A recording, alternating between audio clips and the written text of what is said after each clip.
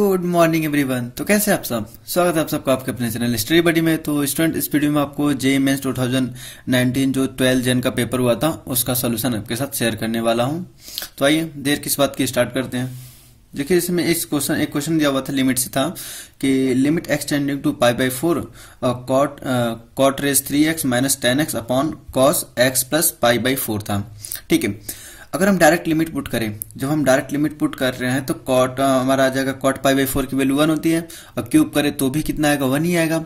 अब माइनस का tan pi by 4 की वैल्यू भी 1 होती है, तो 1 माइनस 1 नोमिनेटर में तो 0 हो गया।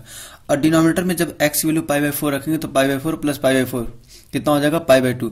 और कॉस पाई बाई 2 की वैल्यू कितनी होती है, ए भी 0 होती है। तो मतलब में कौन सा फॉर्म मिला है, 0/0 का फॉर्म मिल रहा है। ठीक है, जब कभी आपको 0/0 का फॉर्म मिले कॉम्पिटिटिव एग्जाम में तो आपको लॉपिटल रूल लगाना है। क्या लगाना है, लॉपिटल रूल। उसमें है कि नोमिनेटर का अलग डिफरेंशिएशन करना है और डिनोमिनेटर का अलग।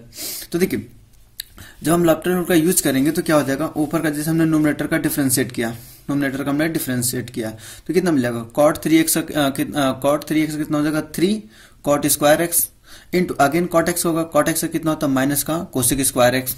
ठीक है, अब माइनस का tan एक्स का कितना होता है, सेक स्क्वायर एक्स। ये तो नोमिनेटर हो गया। अब डिनोमिनेटर का अलग करना है, तो कॉस एक्स का डिफरेंशिएशन कितना होता है, माइनस का साइन एक्स, तो माइनस का साइन और यहाँ पर एंगल कितना, x plus pi by 4, again x plus pi by 4 का करेंगे तो 1 आ जाएगा। ठीक है, अब देखिए फिर से लिमिट रखें, अगर फिर से लिमिट 0 आएगी तो एक बार और लॉपिटल रूल लगाना है। तो जब फर्दर हम रख रहे हैं तो देखिए यहाँ पर कितना मिल जाएगा, ये 3 अपनी जगह है, कॉट पाई बाई 4 की वैल्यू 1 स्क्वायर करेंगे तो भी 1 आएगा, तो 3 इंटू 1 हो गया, इंटू कोसेक पाई बाई 4 की वैल्यू कितनी होती है, √2। कोसेक पाई बाई 2 की वैल्यू √2, अगर उसका स्क्वायर करेंगे तो हमें मिल जाएगा 2 मिल जाएगा, पहले माइनस है इसलिए माइनस का 2 है। और सेक पाई बाई 4 की वैल्यू कितनी होती है, इसकी वैल्यू भी √2 होती है, तो कितना हो जाएगा, कैंसिल, मतलब हमारे कितना हो जाएगा, स्क्वायर करेंगे तो यहां से भी 2 मिल जाएगा। तो ऊपर हमारा नॉन जीरो मिल रहा है। और नीचे देख लेते हैं डिनोमिनेटर में क्या मिलेगा। देखिए, जब जैसे पाई बाई 4 यहाँ रखेंगे तो पाई by 4 plus pi by 4 pi by 2 हो जाएगा, और साइन पाई बाई 2 की वैल्यू कितनी होती है, 1 होती है, तो यहाँ से -1 हो जाएगा। जब इसको सॉल्व करेंगे तो हमें कितना मिल जाएगा, देखिए जब यहाँ सॉल्व करेंगे माइनस का 8 माइनस का अपॉन माइनस का 1 तो कितना हो जाएगा, प्लस का 8 हमारे यहाँ से आंसर हो जाएगा। तो ये सेकंड क्वेश्चन की तरफ चलते हैं। तो सेकंड क्वेश्चन को करने से पहले देखिए, चैनल को आपने सब्सक्राइब नहीं किया तो प्लीज चैनल को सब्सक्राइब कर लीजिए और साथ ही साथ बेल आइकन को प्रेस कर लीजिए ताकि जब कभी नया वीडियो अपलोड करूं अब तक नोटिफिकेशन मिलता रहे। तो आइए सेकंड क्वेश्चन को करते हैं। और प्लीज वीडियो अगर आपको अच्छा लगे तो वीडियो को लाइक करना ना भूलें और अपने दोस्तों में भी इसे शेयर करें, ज्यादा से ज्यादा शेयर करें। अब देखिए सेकंड क्वेश्चन है, let f x is equal to f of a minus x. F x कितना दिया है, f of a minus x, and g x दिया हुआ है g x plus g of a minus x is equal to 4 दिया हुआ है। मतलब एफ एक्स की वैल्यू ए माइनस एक्स दिया हुआ है और g x plus g of a minus x की वैल्यू 4 दिया हुआ है। देन फाइंड, अब इस इंटीग्रल की वैल्यू हमें फाइंड करनी है, तो कितनी होगी इस इंटीग्रल की वैल्यू। देखिए आइए, बहुत इजी क्वेश्चन है, बस हमें क्या करना है, कुछ प्रॉपर्टी का यूज करना है। देखिए चलिए खैर, हो तो 4 ऑप्शन दिया हुआ है। अब देखिए हमें एक प्रॉपर्टी 4 पता है कि अगर हमारा लिमिट ए टू बी गई हो, a to b f of x g x, अगर हम दोनों लिमिट का सम करके माइनस एक्स कर दे तो भी हमारा वो लिमिट वो इंटीग्रेशन हमारा सेम होता है। जितनी वैल्यू इसकी इस इंटीग्रल की आएगी उतनी वैल्यू इस इंटीग्रेशन की भी आएगी, मतलब दोनों आपस में इक्वल होते हैं। तो देखिए वही प्रॉपर्टी हम यहाँ पर यूज करने वाले हैं। तो हमने क्या लिखा, यहाँ पर ए की जगह 0 है, बी की जगह पर 1 है, तो ए प्लस 0 करेंगे तो यही आएगा ए माइनस एक्स और g of a minus x. ठीक है, तो f of a minus x g of a minus x d x. अब देखिए f of a minus x की वैल्यू कितनी गिवन है, f of a minus x की वैल्यू कितनी है, एफ एक्स, तो इसकी जगह पर हम कितना रख देंगे, एफ एक्स रख देंगे। और g of a minus x, तो देखिए यहां से हम जी ऑफ ए माइनस एक्स निकाल सकते हैं। कैसे, इसको जी ऑफ एक्स को उधर transfer, right hand side transfer कर देंगे तो कितना हो जाएगा, 4 माइनस का जी ऑफ एक्स।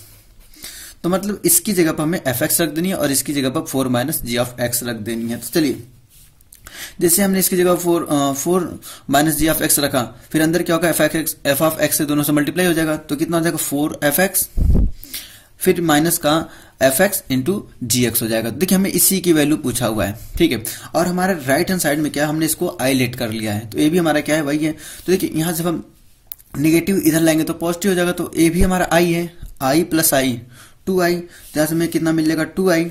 ठीक है, और इसकी वैल्यू कितनी है, 4 एफ ऑफ एक्स, फिर इधर से टू, जब 2 को इधर ट्रांसफर करेंगे तो हमारा कितना आ जाएगा, जैसे 2 को इधर 2 को ट्रांसफर करेंगे तो 4 से कैंसिल आउट होके हमारा यहाँ पर 2 integration of a to b 0 to a f of x dx मिल जाएगा। तो ये थर्ड क्वेश्चन की तरफ चलते हैं। तो देखिए जैसे थर्ड क्वेश्चन आपको इस इंटीग्रल की वैल्यू पूछा था कि cos of log of x dx is equal to, देखिए इसमें कुछ सब्स्टिट्यूट करके हमें नहीं मिलने वाला है। अगर हमको सब्स्टिट्यूट कर दे तो उससे हमारा आंसर नहीं आने वाला, क्योंकि सिंगल फंक्शन है यहाँ पर। अगर डबल फंक्शन होता तो कुछ सोच सकते थे कि इसकी जगह पे सब्स्टिट्यूट कर दे तो हमें फर्स्ट मिल जाएगा या फिर सेकंड मिल जाएगा, लेकिन यहाँ पर सब्स्टिट्यूट करने से नहीं होगा। तो हम क्या करेंगे, इंटू 1 करके बाई पार्ट से सॉल्व करने वाले हैं। क्या करेंगे, इंटू 1 करके बाई पार्ट से सॉल्व करने वाले। अभी तो बाई पार्ट होगा नहीं क्योंकि फिर सिंगल फंक्शन है, लेकिन जैसे हम इंटू 1 कर देंगे तो हम यहाँ पे मान सकते हैं कि हमारा एक नया सॉरी मान लेंगे कि हमारा यहाँ पर डबल फंक्शन हो गया। तो देखिए क्या हो जाएगा, जैसे इंटू 1 कर देंगे हम क्या लेंगे, इसको फर्स्ट मानेंगे, सॉरी इसको फर्स्ट ले लेंगे, इसको सेकंड ले लेंगे, क्योंकि जो जिसको फर्स्ट मानते हैं उसको हमको डिफरेंशिएट करना होता है। 1 का डिफरेंशिएट कर देंगे तो 0 कर देगा, तो हमें कोई में वैल्यू में नहीं मिलने वाली। जो हम चाह रहे हैं हमें इंटीग्रल की वैल्यू, हमें उस इंटीग्रल की वैल्यू नहीं मिलने वाली है। तो क्या करेंगे, इसको फर्स्ट लेंगे, इसको सेकेंड। अब देखिए बाई पार्ट में क्या करते हैं, फर्स्ट को एज इट इज लिखते हैं और सेकंड का इंटीग्रेट कर देते हैं। तो सेकंड हमने x1 माना है तो 1 का integration with respect to x क्या हो जाएगा, x ही हो जाएगा।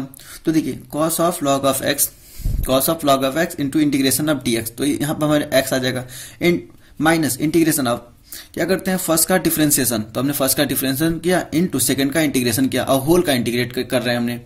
तो अब देखिए क्या हो जाएगा, यहाँ से इसका इंटीग्रेशन करेंगे तो x हो जाएगा x cos of log x हो जाएगा प्लस, क्योंकि प्लस क्या होगा, क्योंकि इसका cos x का डिफरेंशिएशन माइनस होता है, माइनस का साइन, तो माइनस होगा यहाँ से, माइनस माइनस प्लस हो जाएगा यहाँ से, sine log of x into again log x कितना होगा 1/x होगा और इसका इंटीग्रेशन भी x आएगा तो x से कैंसिल आउट हो जाएगा और यहाँ पर हमें dx मिल जाएगा। अब देखिए अब क्या करना है, यहाँ फिर हमें क्या वही मिलेगा, क्या मिलना है, फिर से हमें सिंगल फंक्शन मिलेगा, इंटू 1 करके हम क्या कर देंगे, उसको डबल बना के फिर से बाई पार्ट इसमें लगाएंगे। एक बार और बस बाई पार्ट लगाना है, आंसर हमें दिख जाएगा। देखिए जैसे हमने एक बार और बाई पार्ट लगाया तो बाई पार्ट में भी इसको क्या फर्स्ट मानना है और जो हमने इंटू 1 किया उसको सेकेंड लेट करना है। तो देखिए ये तुम्हारा एज रिमेन रहेगा अनचेंज। यहाँ से कितना हो जाएगा, फर्स्ट हमने एज इट इज रखा, सेकेंड का जैसे करेंगे हमें x मिल जाएगा, क्योंकि हमारा dx का इंटीग्रेशन x होता तो हमें x मिल गया। और फिर उसके बाद माइनस का, अब इसका डिफरेंशिएशन करना है, डिफरेंशिएशन करेंगे तो cos का होता है साइन, सॉरी साइन का होता है cos, तो यहाँ हो गया cos of log of x into again log x का डिफरेंशिएशन 1/x और फिर उसके बाद 1 का इंटीग्रेशन करेंगे तो x कैंसिल आउट हो जाएगा, तो हमें मिलेगा cos of log of x मिलेगा। ठीक है, अब देखिए यहाँ से कितना हो जाएगा, यही हमारी i है जो हमने पहले ही लेट किया है, i की वैल्यू। ठीक है, हमारा क्या है, i यहाँ जो हमने पहले ही लेट किया है, तो यहाँ से कितना हो जाएगा, इसको हम i लिख सकते हैं। अब इस i को जब इधर ट्रांसफर करेंगे तो 2i हो जाएगा, 2i। अब ये क्या हो जाएगा, आपस में ऐड हो जाएगा बस, और कुछ तो है नहीं, ऐड हो जाएगा तो कितना हो जाएगा, x दोनों में से कॉमन मिला तो हमने x को कॉमन ले लिया, तो कितना होगा cos of log of x plus sine of log of x plus एक आर्बिट्री c1 हमने यहाँ पर ले लिया, क्या ले लिया, इसको आर्बिट्री हमने c1 लेट कर लिया। अब उसके बाद देखिए क्या होगा, इस 2 को बस इधर ट्रांसफर कर देना है, तो क्या हो जाएगा, ये तो बस x/2 हो जाएगा, बाकी cos of log of x plus sine of log of x as it is रहेगा। अब प्लस का c1/2 हम इसको एक नया कांस्टेंट ही कुछ भी ले सकते हैं, तो उस कांस्टेंट को हमने मान लिया c2 ले लिया यहाँ से, तो हमारा c2 हो गया यहाँ से। तो आइए नेक्स्ट क्वेश्चन की तरफ चलते हैं, जो कि हमारा डिफरेंशियल इक्वेशन से क्वेश्चन है। तो आइए अपने थर्ड क्वेश्चन की तरफ चलते हैं। थर्ड क्वेश्चन डिफरेंशियल इक्वेशन से है, कर let yx is the solution of differential equation x dy/dx plus y is equal to x log x। ठीक है, and y2 is equal to, y2 की वैल्यू में दिया हुआ है और y की वैल्यू पूछ रहा है। तो सबसे पहले क्या करेंगे, हम इसके लिए हम फंक्शन निकालेंगे, किस फंक्शन का डिफरेंशियल इक्वेशन है। तो आइए, जैसे कि देखने से हमें क्या लग रहा है कि हमारा लीनियर डिफरेंशियल इक्वेशन, तो सबसे पहले क्या करेंगे, इसको लीनियर डिफरेंशियल इक्वेशन का फॉर्म बनाएंगे। तो क्या करेंगे, इसको x से डिवाइड कर देंगे लेफ्ट हैंड साइड और राइट हैंड साइड। जैसे हम डिवाइड करेंगे हमें कुछ लीनियर डिफरेंशियल इक्वेशन का फॉर्म मिल जाएगा। लीनियर डिफरेंशियल इक्वेशन का फॉर्म होता है क्या है, ये हमारा लीनियर डिफरेंशियल इक्वेशन का फॉर्म होता है। क्या होता है, dy/dx plus p y is equal to q को हम लीनियर डिफरेंशियल इक्वेशन बोलते हैं। तो इसको सॉल्व कैसे करते हैं, तो इसके लिए हम इंटीग्रेटिंग फैक्टर निकालते हैं। इंटीग्रेटिंग फैक्टर होता है क्या, e raise integration of p d x होता है। तो इस कंपेयर कराएंगे तो पी की वैल्यू 1/x यहाँ से है, तो देखिए हमने कंपेयर करा तो 1/x, तो अब इसका हमको इंटीग्रेट कर देना है। ठीक है, तो इंटीग्रेट करेंगे तो e raise log x base e आ जाएगा, जो कि इसकी वैल्यू कितनी हो जाएगी, हमारे पास x हो जाएगी। अब सॉल्यूशन कैसे निकालते हैं, y into integrating factor is equal to integration of q integrating factor dx। तो हम क्या कर रखेंगे, यहाँ से q की वैल्यू रखेंगे और q की वैल्यू रखने के बाद हम यहाँ पर इंटीग्रेटिंग फैक्टर की वैल्यू को रख के इसको सॉल्व करेंगे। तो देखिए हमने रखा इंटीग्रेटिंग फैक्टर की वैल्यू x आ गई into y is equal to x log of x dx। तो क्या होगा, इसको हमने फर्स्ट ले लिया क्योंकि हमको इसका इंटीग्रेशन पता नहीं है, सॉरी डिफरेंशिएशन पता नहीं, हाँ इंटीग्रेशन नहीं पता। जिसका इंटीग्रेशन नहीं पता होता है हमें अक्सर करके हम उसको फर्स्ट लेते हैं, क्योंकि हम उसको डिफरेंशिएट करके आसानी से हम उसका सॉल्यूशन निकाल सकते हैं। और ये हमारा क्या है, इसको सेकंड मान लेते हैं। तो देखिए जैसे इसको फर्स्ट उसको सेकंड मानेंगे तो हमारा क्या होगा, first as it is, first हमारा एज इट इज हो जाएगा, इनटू सेकंड करेंगे तो कितना हो जाएगा x स्क्वायर बाई 2, क्योंकि x का डिफरेंट इंटीग्रेशन कितना होता है x स्क्वायर बाई 2 हो जाएगा, माइनस का इंटीग्रेशन ऑफ, अब देखिए log x का डिफरेंशिएशन करना होता है तो 1/x हो जाएगा। फिर उसके बाद इसका इंटीग्रेशन करेंगे तो x स्क्वायर बाई 2, तो यहां से देखिए एक x कैंसिल आउट होकर कितना बचेगा, x बाई 2, यहां पर कितना बचेगा x बाई 2। अब हमें x बाई 2 का इंटीग्रेट करना है। तो देखिए जब इंटीग्रेट करेंगे तो हमें 1/2 कांस्टेंट बाहर आ जाएगा, फिर से x का हो जाएगा तो x का x स्क्वायर बाई 2 हो जाएगा। तो यहाँ से हमें मिल जाएगा हमारा, यहाँ से भी देखिए अभी हमें क्या मिला यहाँ से। अब क्या करेंगे, हमें इंटीग्रेशन की वैल्यू अब मिल गई हमें। अब क्या करेंगे, इस x को इधर ट्रांसफर करेंगे तो हमें y में फंक्शन बनाएंगे, y फंक्शन ऑफ x बनाएंगे। तो देखिए जैसे हमने इधर ट्रांसफर किया तो हमारा क्या मिल गया, हमने ट्रांसफर किया तो y is equal to x by 2 log of x, क्योंकि देखिए यहाँ पर x स्क्वायर था, जब एक x यहाँ पर डिनोमिनेटर में इसके जाएगा तो एक x कैंसिल आउट हो जाएगा, एक बचेगा तो x by 2 log x minus का यहाँ भी x स्क्वायर है तो क्या हो जाएगा x बाई 4 बचेगा प्लस c बाई x हो जाएगा। अब देखिए हमें क्या गिवन है, हमें गिवन है कि y ऑफ 2 की वैल्यू है log 4 माइनस 1। तो क्या करेंगे, यहाँ से इसकी वैल्यू हम पुट कर देंगे। देखिए जैसे हमने इसकी वैल्यू पुट किया तो हमारा क्या x is equal to put किया तो हमारा क्या इधर से इसकी वैल्यू कितना दिया है, इसकी वैल्यू में a दिया हुआ है और इस इक्वेशन में x इज इक्वल टू 2 हमें पुट कर देनी। जब पुट करेंगे तो log 2 माइनस का 1/2 प्लस c बाई 2। अब देखिए इसको सॉल्व करते हैं, एलसीएम ले लेंगे तो कितना हो जाएगा 2 log 2, और 2 log 2 को हम लिख सकते हैं log 2 स्क्वायर। ठीक है, यहाँ से हो जाएगा log 4 हो जाएगा, log 4 माइनस का 1 प्लस का c is equal to log 4 minus 1। तो 1 माइनस 1 से log 4 से कैंसिल आउट, मतलब c की वैल्यू कितनी आ गई, 0 आ गई। जब c की वैल्यू 0 आ गई तो इस इक्वेशन में हम पुट कर देंगे c की वैल्यू, तो हमारा फंक्शन मिल जाएगा जो हमें फंक्शन रिक्वायर्ड है। अब देखिए रिक्वायर्ड फंक्शन हमारा क्या आ जाएगा, जैसे पुट करेंगे हमारा इतना आ जाएगा। अब हमसे वैल्यू क्या पूछा है, ये तो हमारी फंक्शन की वैल्यू आ गई कि हमें क्या निकालनी थी।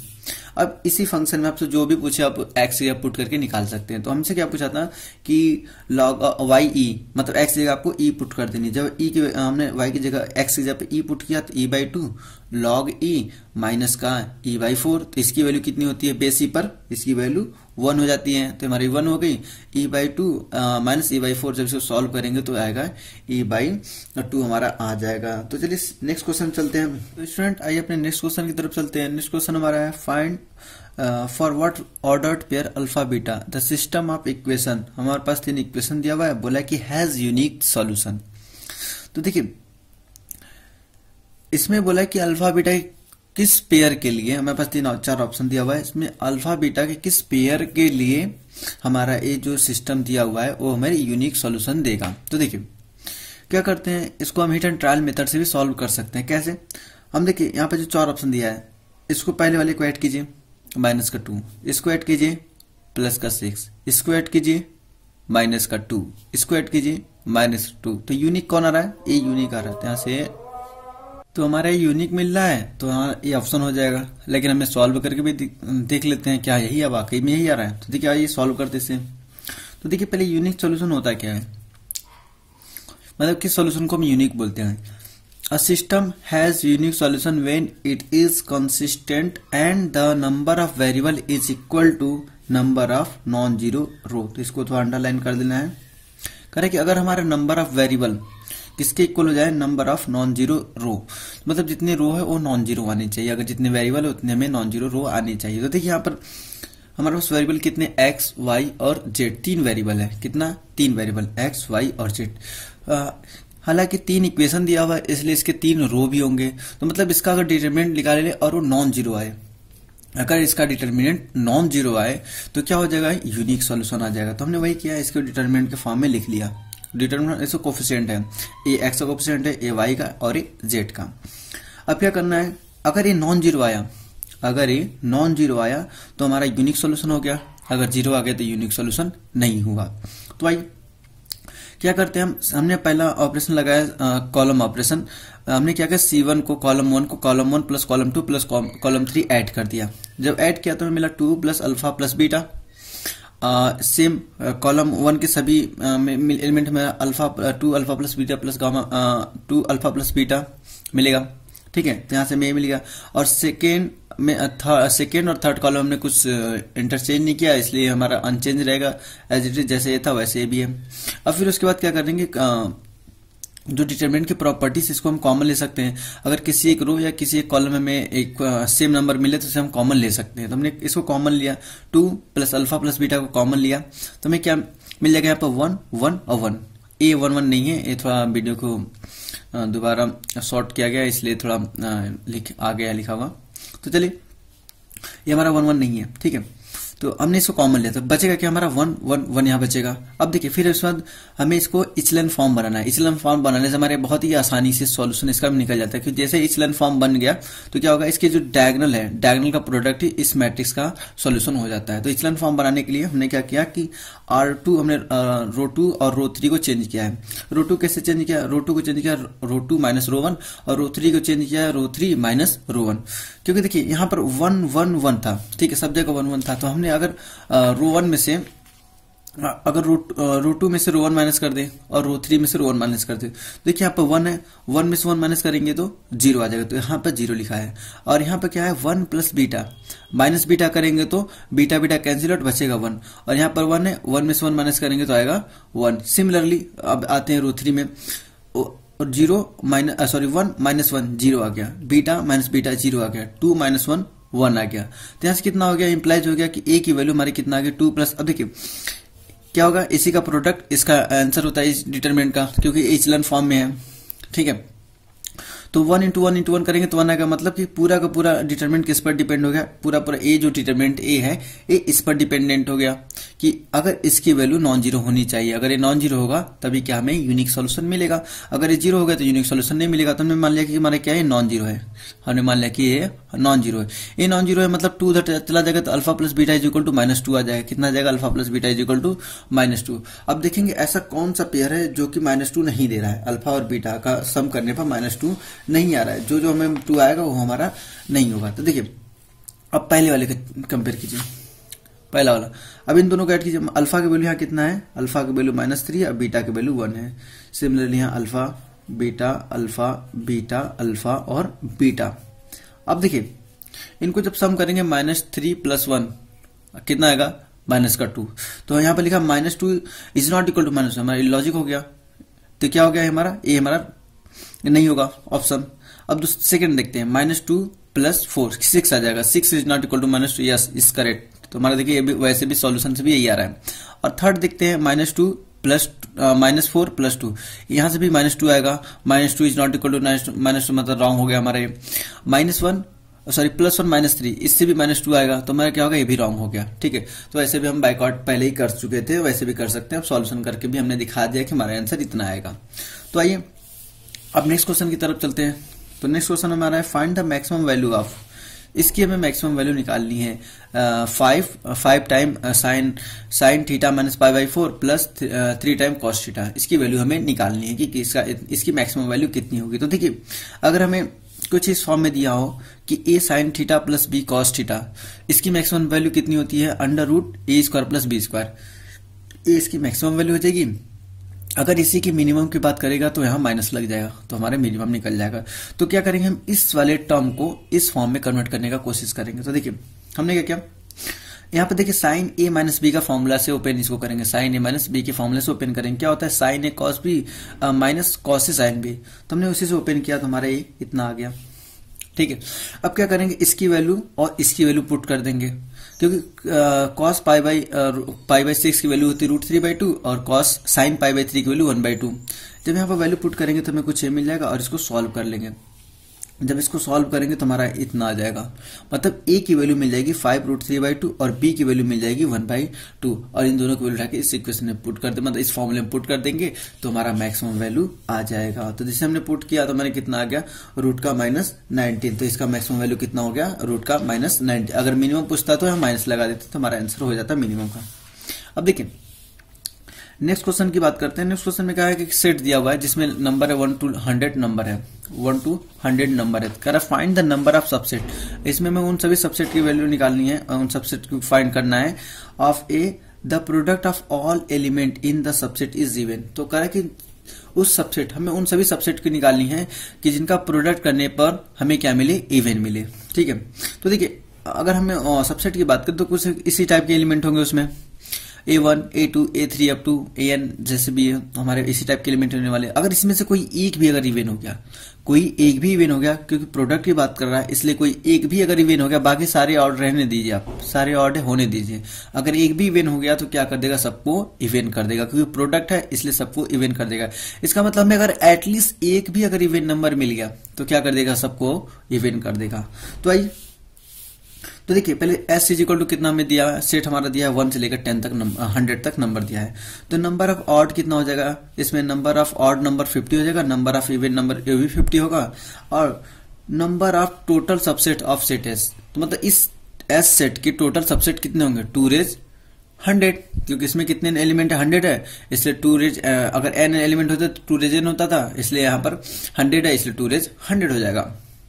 अब इसके बाद number of total odd subset of set S। तो ऑड कितने होंगे, 2⁻50 हो जाएगा, क्योंकि 50 इसमें हमारे पास कितने हैं, इसमें 50 आएगा। ऑड कितने आएंगे, इसमें 50 ऑड है इसलिए 2⁻50 हो गया। लेकिन हमें पूछा क्या है, हमसे पूछा product of all the element in subset is even. तो क्या हो जाएगा, required number of subset is equal to total subset minus number of subset whose element are odd, जिसके एलिमेंट क्या है, ऑड है। तो यहां से हमने इसकी वैल्यू भी मालूम है, इसकी वैल्यू मालूम, दोनों वैल्यू पुट कर देंगे तो हमारा इतना आंसर आ जाएगा। तो देखिए जब ऑप्शन करेंगे तो सेकंड हमारा ऑप्शन ट्रू हो जाएगा, 2⁻50 इंटू 2⁻50 -1, ये हमारा ऑप्शन हो जाएगा आंसर ट्रू। तो आइए नेक्स्ट क्वेश्चन की बात कर लेते हैं जो कि हमारा सीरीज से है। देखिए इसमें क्या कर रहे हैं कि if the product of 3 number in GP is 512, कितना कर रहा है कि अगर हमारे पास 3 नंबर है जो जीपी में उनका प्रोडक्ट करने पर हमें 512 मिल रहा है। If 4 is added in first number and second number, तो इसको अंडरलाइन कर लेना है, क्योंकि कह रहा है कि अगर 4 ऐड करें फर्स्ट नंबर और सेकेंड नंबर में, number will be in GP, तो नंबर किसमें बदल जा रहा है, सॉरी एपी, नंबर किसमें बदल जा रहा है, एपी में बदल जा रहा है। Then find the sum of original number. तो ओरिजिनल नंबर का हमें सम फाइंड करना है कि ओरिजिनल नंबर का सम कितना होगा। तो देखिए जब हमें 3 नंबर जीपी में लेने होते हैं तो हम कितना लेते हैं, 1/r, a/r, a और ar लेते हैं। तो हमने वही किया, a/r, ar लिया। अब इनका प्रोडक्ट दिया है 512, तो हमने इसका प्रोडक्ट किया, r से कैंसिल आउट, यहाँ जाएगा a cube is equal to 512 हो जाएगा। अब 512 किसका क्यूब रूट है, ये हमारा 8 का क्यूब रूट है। तो यहाँ से a की वैल्यू आसानी से आ गई, a की वैल्यू कितनी आ गई हमारी, a की वैल्यू हमारी 8 आ गई। अब देखिए a की वैल्यू 8 आ गई तो हमारा नंबर क्या हो जाएगा, 8/r, 8 और 8r। और इसमें सेकेंड क्वेश्चन क्या बोला था, सेकेंड इसका कंडीशन ये था कि अगर हम उसमें फर्स्ट और सेकेंड नंबर में अगर 4 ऐड करें, फर्स्ट और सेकेंड नंबर में 4 ऐड करें तो ये जीपी में हो जा रहा है। देखिए थर्ड में कुछ नहीं करना है, थर्ड के बारे में हमें कुछ भी इन्फॉर्मेशन नहीं दिया है, बस खाली बोला फर्स्ट और सेकेंड। तो फर्स्ट में 4 ऐड करेंगे, सेकेंड में 4 ऐड करेंगे तो हमारा किस में बदल जाएगा, जीपी।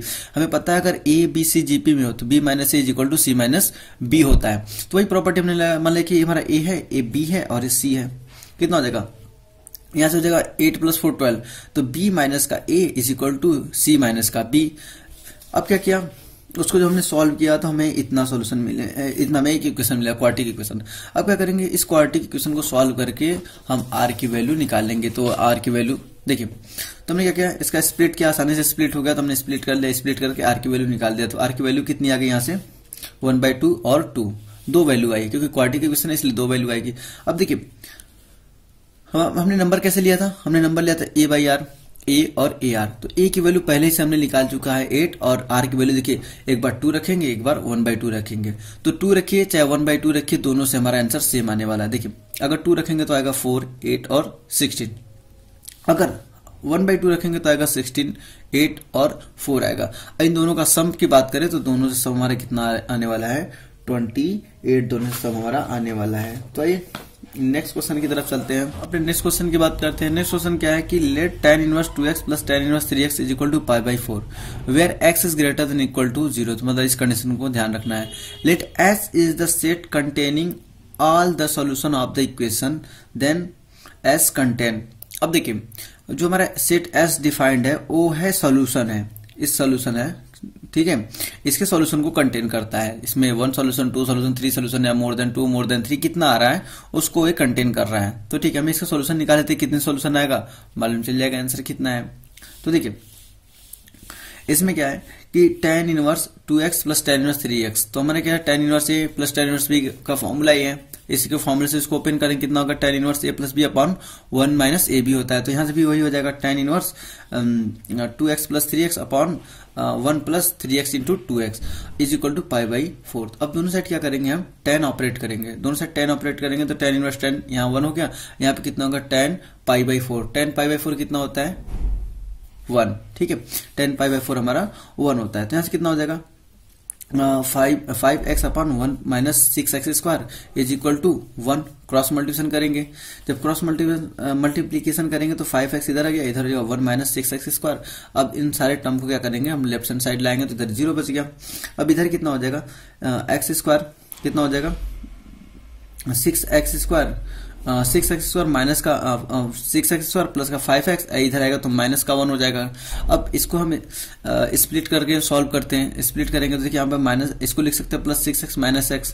इनका मल्टीप्लाई करेंगे तो हमें कितना मिल जाएगा, इनका मल्टीप्लाई करेंगे तो हमें माइनस का 6 मिलेगा, सॉरी यहाँ पर माइनस रहेगा। अब देखिए इनका मल्टीप्लाई करेंगे तो हमें कितना मिलेगा, माइनस 6x स्क्वायर मिलेगा।